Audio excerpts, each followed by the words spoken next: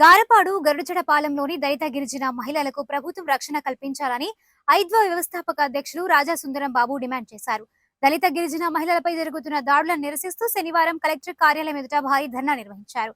ఈ ధర్నా సందర్భంగా మీడియాతో మాట్లాడుతూ ఇటీవల జరిగిన సార్వత్రిక ఎన్నికలలో అధికార ప్రతిపక్ష పార్టీలు పోటీలో తలబడి ప్రస్తుతం ఉన్న అధికార పార్టీ అధికారం దక్కించుకున్న తర్వాత ఈ దాడులు జరగడం చాలా బాధగా ఉందన్నారు. ఇప్పటికైనా ఈ దాడులకు స్వస్తి పలికి ప్రజలను ప్రశాంతంగా గ్రామాల్లో జీవనం సాగించేలా అధికార పార్టీ పూనుకోవాలని కోరారు.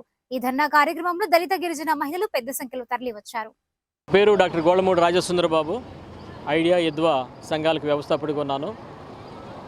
ఈ ఆంధ్రప్రదేశ్ రాష్ట్రం సాధారణ ఎన్నికల తర్వాత ఎన్నికల రిజల్ట్స్ తర్వాత రాష్ట్రం మొత్తం మీద కొన్ని వందల సంఘటనలు ఎస్సీ ఎస్టీల పైన దాడులు జరిగినాయి. అన్ని రాజకీయ పార్టీలోళ్ళు ఎస్సీ ఎస్టీల పైన దాడులు అనేది జరిగినాయి. ఈ క్రమంలో ప్రధానంగా గారపాడు అనే గ్రామంలో 2 నెలల కాలంలో 8 సంఘటనలు జరిగితే ఒక కేసు కూడా నమోదు చేయాల. 50 కుటుంబాలు ఇప్పుడు కూడా ఇళ్ళు వదిలిపెట్టి బయటే నివసిస్తున్నారు. మరి బాధితుల పక్షాన నిలబడాల్సిన పోలీసులు నిందితుల పక్షాన నిలబడుతున్నారు. అలాగనే గరుడచడపాలెం గ్రామంలో 4 సంఘటనలు జరిగినాయి ఎన్నికల రోజు నుంచి, రిజల్ట్స్ రోజు నుంచి. అక్కడ కూడా బాధితులపైనే తప్పుడు కేసులు పెట్టి జైలుకి పంపించారు.